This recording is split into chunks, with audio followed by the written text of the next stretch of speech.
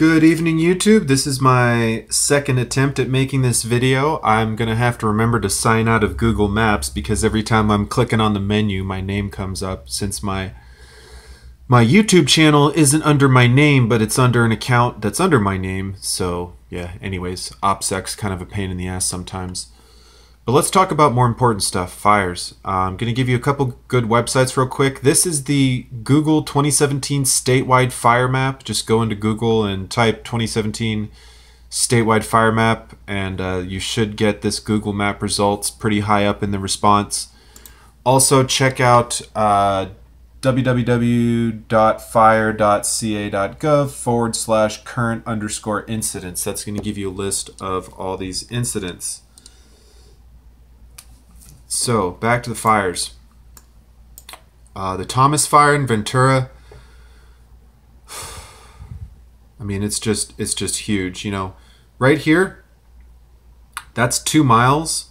So from one end to the other, let me see. I got a ruler here.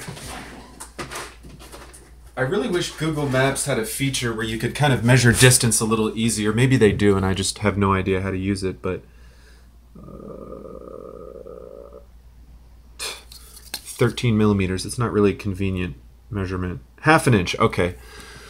So 2 miles is half an inch. That is about 4.5 inches. Let's call it 4 inches. So that's 8 miles across by, let's say, 2 inches. So that's 8 by 4 miles. That's 32 square miles, and this is just within the last few days. 32 square miles. It is an enormous amount of land to have burnt in a couple of days. The speed that this fire spread, just unbelievable, truly unbelievable. Now, this is a big fire. Why is this a big deal that this is a big fire? Because this fire started out, like all fires start out, it started out like a little baby fire, like this guy in Bel Air that's currently burning. So that's why we are worried about fires in California, because little baby fires turn into slightly bigger fires, turn into slightly, yeah, that's about the same size as this one, turn into big, scary, 32 square mile fires. So that's why we're trying really hard in California to, nip this stuff in the bud. California's had fires for a long time. There's probably not enough action on the local and state level as far as getting people to clear debris from their houses. When I was watching some of this stuff in Ventura burn, just enormous trees and canyons beside people's houses with tons and tons of trees in them. And nobody wants to deal with the cost of cutting down a tree, but definitely preferable to losing your home. Now, are there people that had defensible perimeters and still lost their houses? Undoubtedly, but especially when you're on the cusp and there's a couple embers here and there, that ember catching a tree that's 10 feet from your house is a huge difference in threat from an ember landing on a tree that's 30 feet from your house. If the tree burns and falls over and lands on your house, you got a problem. But if the tree just burns next to your house, it's still not great, but at least it's better than if it's so close that it's going to fall over and land on your home. So definitely get your defensible perimeter set up, not just for you, but for the firefighters. You're not necessarily going to be there defending your house, but if the firemen, the odds of a fire crew individually being at your house are relatively low, but in any case, you still want to clear as much dead debris from a good 10-20 yards from around your house as possible. As far as possible, up to your property lines, ideally. So this is the Thomas fire. Over here we have the Rye fire, R-Y-E, which jumped across I-5, which I don't know if it's still currently closed, but you can check the CHP for closures on that. Burning up this creek here and moving up into the hills. Definitely scary stuff, especially in the sense that the north-south traffic on I-5 is blocked.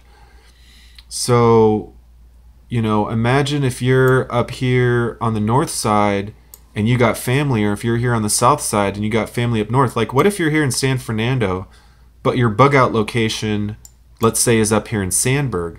you got to drive all the way around just to get to your bug out location. So things to consider: is your bug out location only have one major artery connecting it, you know? For example, some of the stuff in here, if your bug out location is up here on this hill and you only have one road, you know, this road goes in, you only have two entrances. If there's a big fire, granted fires are temporary, but you know, you never know. What about any of the bug out people in here that might have had, you know, some bug out areas? It really makes you wonder. This fire creeping into the west side of Angeles National Forest, definitely scary stuff, especially when you look at some of this crap, you know, sneaking out here into the more industrialized areas. You know, if we start getting fires in city blocks and stuff, that's, you know, or at least more so in city blocks, that's just super scary stuff. Down here we have another fire. We have the Skirball fire, which I was talking about yesterday, about 50 acres, still not really contained that well. You know, there's certainly some nice homes up here. You can bet they're working their asses off trying to save the people in Bel Air. UCLA is right here, really freaking scary, and just what a tragedy it would be if, you know, UCLA had significant fire damage. It's one thing to lose a home, but if you lost a whole building at UCLA, I mean, that would just be catastrophic for the education right there. And then, of course, coming on to number 4, or actually that was number 4. So we have the Thomas Fire, the Rye Fire, the Creek Fire, and the Skirball Fire. I am safe over in just east of LA proper. But scary stuff, guys. Serious stuff.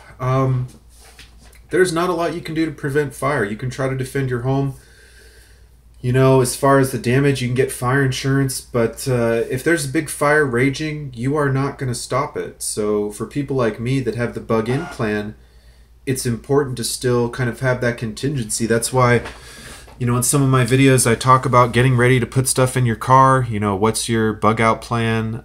Can you pack all your stuff in less than 5 minutes? Because for people that lived in Ventura especially, this fire grew so fast. It's just, that's really the crazy thing, is how big this fire grew. You know, these ones are growing and these ones are growing, but this Ventura fire, keep in mind, you know, this is the size. Okay, look at LA. This is downtown Los Angeles. This fire is bigger, probably 2 or 3 times bigger, maybe 4 times bigger than downtown Los Angeles. And it grew to that size in less than a week. So now granted, most of this is on a big hill and it's not really developed, but I don't know if a fire would spread faster or slower in the residential area, but just, you know, be safe, California. Be safe out there. Prep for all variety of national emergencies, you know, whether it's a power outage as a result of this, whether or not it's a fire or an earthquake. And, you know, I'm definitely the least likely to fearmonger, and that's not the purpose of this video at all. This purpose of this video is just to give people a heads up locally what's going on, and also to give people a heads up in other parts of the world, or other parts of the country, or other parts of the universe if they get internet out there on Mars. What's going on? You know, this is what's going on in my life. My heart's definitely out to people in these areas. It's serious stuff. Millions, probably now billions of dollars of property damage. Millions, if not billions, or at least tens of millions or hundreds of millions in fire response costs. Crazy stuff, guys. Crazy stuff. Like, comment, subscribe. Thanks for watching, and I'll catch you next time.